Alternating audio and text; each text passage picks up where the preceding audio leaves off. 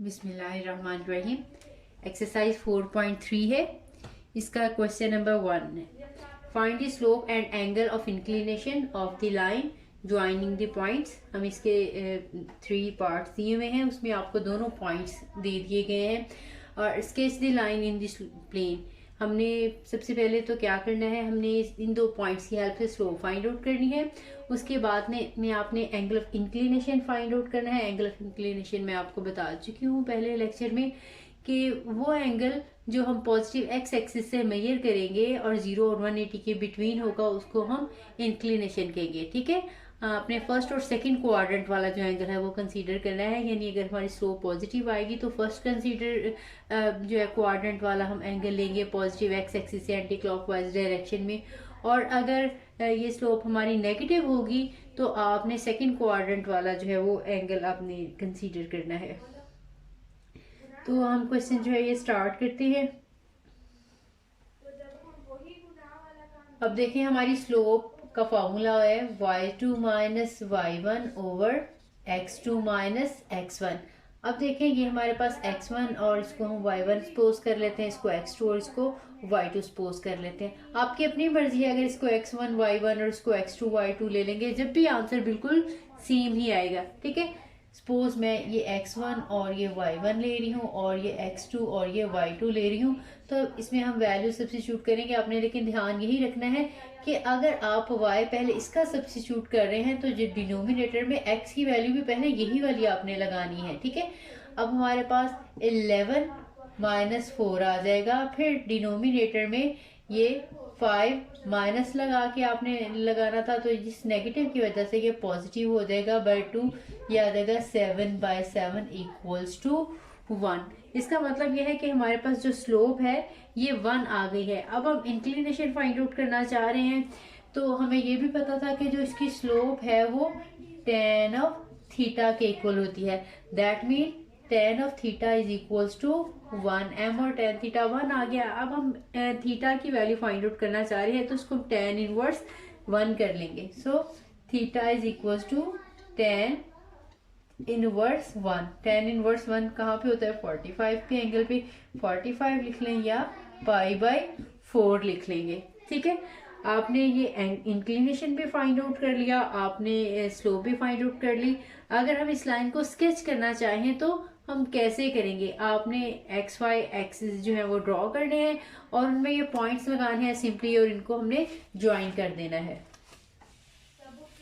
ठीक है, आपने एक्स एक्सिस और वाई एक्सिस हम ड्रॉ करेंगे। अब ये एक्स एक्सिस है, वाई एक्सिस है सॉरी, और एक्स एक्सिस हम ड्रॉ करेंगे। ठीक है, हमने अपनी वैल्यूज जो हैं ये एक्स की वैल्यू मैक्सिमम जो -2 और 5 तक है, और वाई की वैल्यू 11 तक है। हम छोटे छोटे से लगा लेती हैं वैल्यूज ताकि ये पूरे आ जाए। 1 2 3 4 5 6 7 8 9 10 और 11। ठीक है, और यहाँ से हमारी जो है वैल्यूज इसी तरह से 1 2 3 4 5 6 7 8 9 10 11 1 2 3 4 5 6 7 थोड़े से बस मैंने लगा दिए हैं। 1 2 3 4 5 6 7। अब देखिए, हमारा पास पॉइंट है एक तो -2 और 4।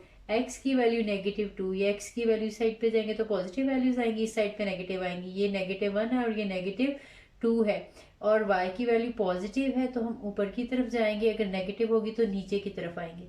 1 और 2 है, यहाँ से हमने 1 2 3 4, ये 4 आ रहा था और ये -2 आ रहा था। जहाँ पे ये पॉइंट मिलेगा ये हमारे पास पॉइंट है -2 एंड 4। ठीक है, इसी तरह से हमने दूसरा पॉइंट जो है वो हमने सर्च करना है कि कहाँ पे है। x की वैल्यू है 5 1 2 3 4 5, y की वैल्यू पॉजिटिव है तो ये हम ऊपर की तरफ जाएंगे। यहाँ से हमने ये देखें, ये वाला इसी लाइन के ऊपर कहीं होगा। ये जो है y की 11 है, 1 2 3 4 5 6 7 8 9 10 और 11। ठीक है, यहाँ से यानी आपने 5 की तरफ ऊपर को जाना है। यहाँ से 11 अगर नेगेटिव वैल्यू होती तो वो ये हम नीचे की तरफ देखते। तो ये हमारे पास है 5 एंड 11। अब हमारे पास एक ये पॉइंट है, एक ये पॉइंट है, इन दोनों को हमने ज्वाइन करते हुए ऐसे स्ट्रेट लाइन ड्रॉ कर लेनी है। ठीक है, बिल्कुल इसी तरीके से आपने सेकंड वन की इसकी स्लोप निकालनी है, सेकंड पार्ट की। ठीक है, जो कि -9 आ जाएगी, तो थीटा निकालना होगा तो tan इनवर्स -9 ही लिख लेंगे, क्योंकि ये पर्टिकुलर या तो इसकी पॉइंट्स में आएगी एंगल की वैल्यू, या फिर हम एज इट इज जो है इसको मेंशन कर देंगे। इसी तरह से हम पॉइंट्स ड्रॉ करेंगे जैसे मैंने पहले किया था, एक्स एक्सिस और वाई एक्सिस ड्रॉ करके, और वो पॉइंट्स को ज्वाइन कर देंगे तो हमारे पास स्ट्रेट लाइन आ जाएगी। और इसी तरह से जो थर्ड है वो भी बिल्कुल इसी तरह से आपने सॉल्व करना है, स्लोप निकालनी है y2 minus y1 over x2 minus x1 करके। फिर उसके बाद हमारे पास जो एंगल आ जाएगा, हमारे पास ये वैल्यू जो है, यहाँ से स्लोप निकालते हैं, मैं आपको कर देती हूँ थर्ड पार्ट। हमारे पास पॉइंट्स जो है ये हैं 4, 6, और जो इसका सेकंड है वो दिया हुआ है 4 एंड 8। अब ये देखिए हमने स्लोप निकालनी है y2 minus y1 over x2 minus x1। तो y2 हमारे पास 8 माइनस 6 एंड 4 माइनस 4। अब देखेंगे हमारे पास आ जाएगा 2/0, समथिंग ओवर 0 आ जाएगा, इन्फिनिटी। और इन्फिनिटी आपको पता है tan की वैल्यू जो है वो 90 पे होती है। तो जब हमने एंगल निकालना होगा हम लिखेंगे tan theta is equal to infinity. So theta is equal to tan inverse infinity, that is equal to π/2 और 90 डिग्री। ठीक है, और आपने लाइन को स्केच करना होगा, तो आपने एंगल 90 है तो ये जो है बिल्कुल वर्टिकल लाइन ड्रॉ होगी, आपने बिल्कुल उसी तरह से ड्रॉ करना है। ये दोनों पॉइंट जो है वो एक्स एक्सिस वाई एक्सिस पे लगाने हैं और उनको ज्वाइन कर देना है। तो ये जो लाइन आएगी, ये देखें स्लोप से भी पता चल रहा है इसकी 90 एंगल है, ये वाई एक्सिस के पैरेलल लाइन बनेगी।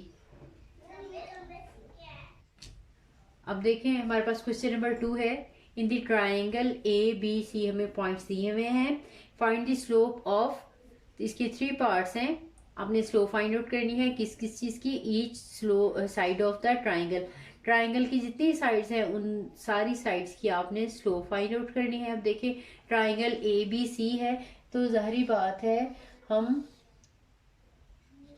ABC ट्राइंगल है तो हम AB की भी स्लोप फाइंड आउट करेंगे, BC की भी स्लोप फाइंड आउट करेंगे, और CA की भी स्लोप फाइंड आउट करेंगे। ठीक है, जो AB की स्लोप होगी जाहिर है B पॉइंट से निकलेगी, एक B और C पॉइंट को यूज करते हुए, और एक C और A पॉइंट को यूज करते हुए निकलेगी। तो वो हम स्लोप निकाल लेते हैं।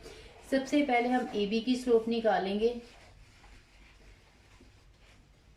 Slope of AB that is equal to y2 minus y करना है, तो ये आ जाएगा 2 माइनस 6 ओवर -4 -8, ये आ जाएगा -4 और ये आ जाएगा -12, इनकी कटिंग हो जाएगी तो ये आ जाएगा 1/3। तो आपके पास स्लोप AB की आ गई है 1/3।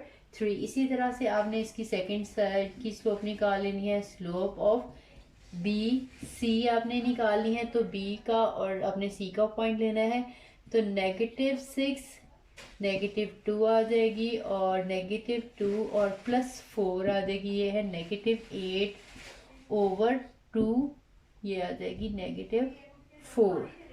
ठीक है, इसी तरह से आपने थर्ड साइड की स्लोप निकालनी है,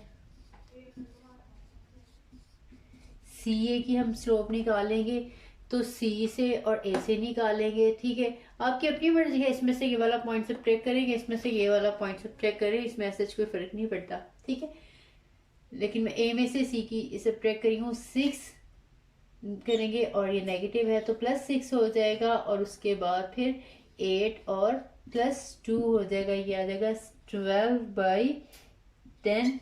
इनकी जब हम कटिंग करेंगे तो ये आ जाएगा 6/5। ठीक है, ये आपने सारी साइड्स की स्लोप निकाली है। इसके बाद हमें सेकंड जो है उन्होंने कहा है उसमें आपने फाइंड आउट करनी है इनके जो है वो each median of the triangle, इनके मीडियन की स्लोप्स निकालनी है, उसके बाद आपने आल्टीट्यूड की स्लोप निकालनी है। तो हम सबसे पहले इनके अब मीडियन की स्लोप निकालेंगे।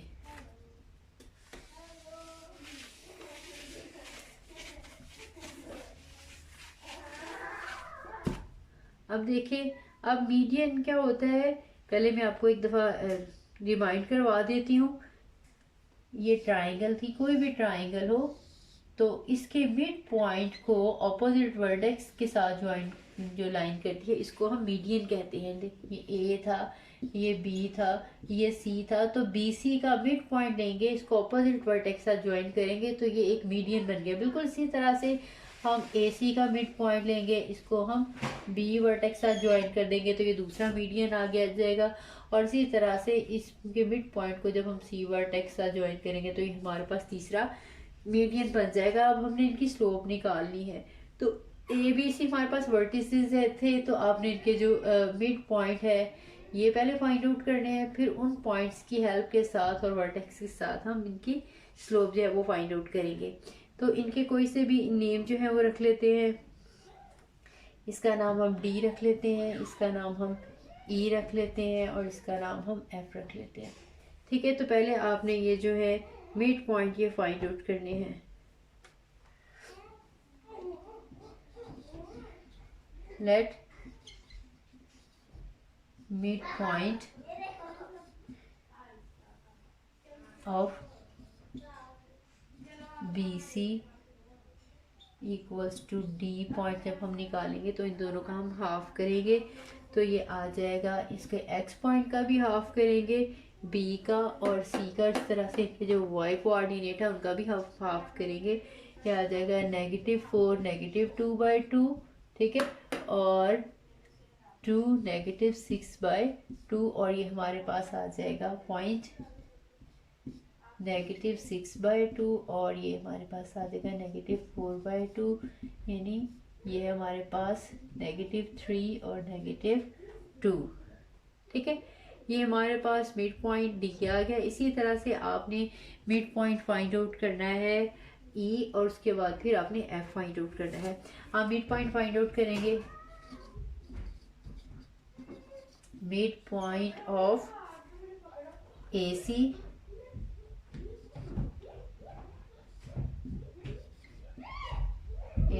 इक्वल्स टू ई, ठीक है, ये हम निकालेंगे। ये आ जाएगा 8 -2/2 और 6 -6/2।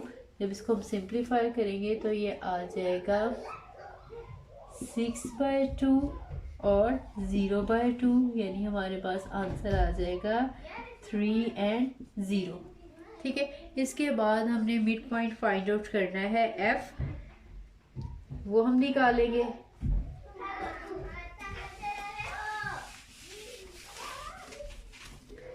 एफ निकालना है mid point of A B equals to F find out करेंगे तो हमारे पास एफ जो है वो आ जाएगा -8 -4/2 और 6 + 2/2। This one is equals to हमारे पास आ जाएगा, ये नेगेटिव नहीं है, ये पॉजिटिव है, 4 नेगेटिव है, तो ये हमारे पास आ जाएगा 4/2 और 4, यानी 2 और 4 आ जाएगा। हमने सारे के सारे मिड पॉइंट्स निकाल लिए हैं।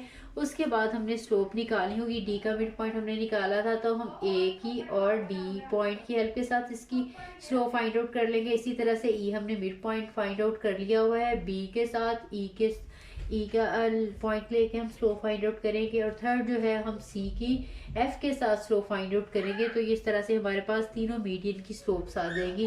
एक स्लोप मैं फाइंड आउट कर देती हूँ, बाकी आप इसी तरह से खुद आसानी के साथ फाइंड आउट कर सकते हैं। अब हम मीडियन की स्लोप निकाल लेते हैं। ए डी की सपोज हमें स्लोप निकालनी है।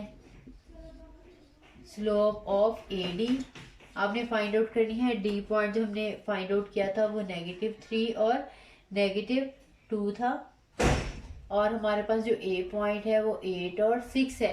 तो आपने जो है वो इन्हीं दो पॉइंट की हेल्प से वो फाइंड आउट कर लेनी है स्लोप। तो आप कोई सा भी पॉइंट पहले लिख सकते हैं, डी का पहले लिख लें या ए के पॉइंट जो है वो पहले लिख लें। तो ये आ जाएगा -2 और -6 डिवाइडेड बाय -3 और -8। बस ये ख्याल रखना है कि अगर y पॉइंट आपने इसका पहले लिखा है तो x पॉइंट भी पहले हम इसी का लिखेंगे। ये आ जाएगा -8 और -11। ठीक है, तो ऊपर और नीचे दोनों साइड पे नेगेटिव है तो ये कैंसिल हो जाएगा, 8/11 आ जाएगी स्लोप। बिल्कुल इसी तरह से आपने बी की स्लोप फाइंड आउट करनी है ई के साथ, और आपने सी की स्लोप फाइंड आउट करनी है एफ पॉइंट के साथ। इसका थर्ड पार्ट है, इसमें हमने ईच आल्टीट्यूड की जो है अपने स्लोप फाइंड आउट करनी है।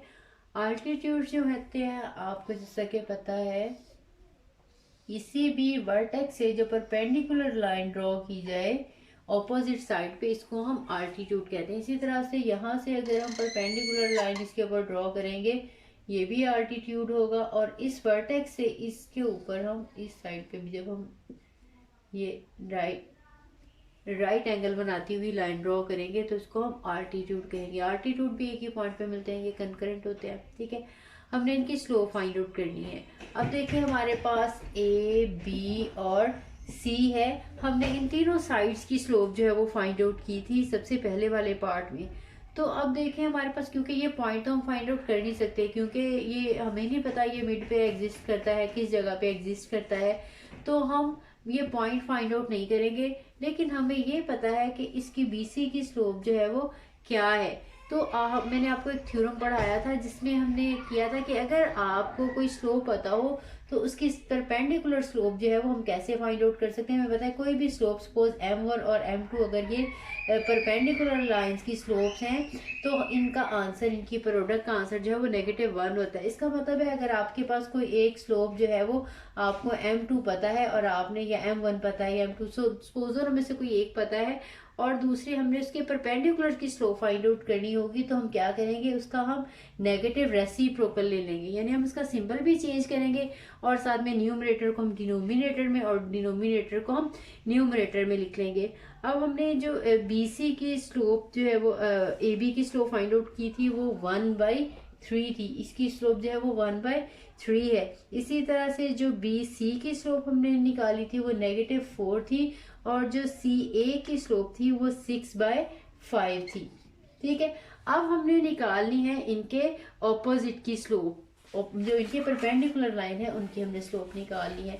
अब आपको ये BC की स्लोप पता है, आपने A में से गुजरता हुआ जो है आल्टीट्यूड उसकी स्लोप निकालनी है, तो हम लिखेंगे slope of altitude from vertex A that is equals to -1/4। ठीक है, आपने नेगेटिव ले लिया और इसका रेसिप्रोकल जो है वो भी लेंगे, तो ये आ जाएगा 1/4। ठीक है, इसी तरह से हमने स्लोप फाइंड आउट करनी है ये बी वाले जो है वो आल्टीट्यूड की, तो हम वो निकालेंगे।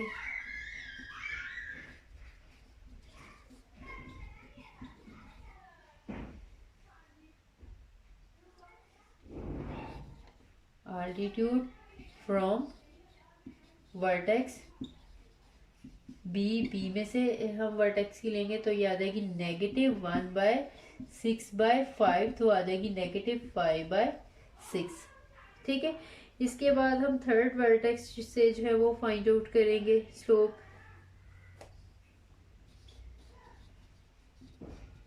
Slope of altitude